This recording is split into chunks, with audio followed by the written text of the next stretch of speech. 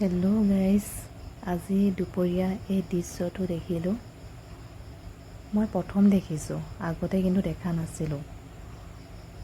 কোনে কি এয়া কি ক'ব পাৰিব নেকি?